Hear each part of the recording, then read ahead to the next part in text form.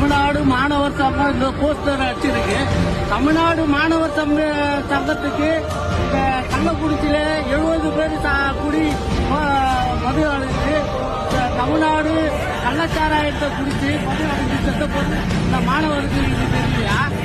மெரினாவில் loan shop நடத்தும் போது மாணவருக்கு இது தெரியலையா? இது யாரோட கையாளு? இது டிஎம்கோட கையாளு. நீங்க ஒருத்தனுக்கு பகல்ல ஒட்டிருக்கணும். சரியான ஆம்பளையா தான் இந்த போஸ்டரு கசரப்பேட்டையில பகல்ல ஒட்டிருக்கணும். நீங்க ஆண்மையே கிடையாதா?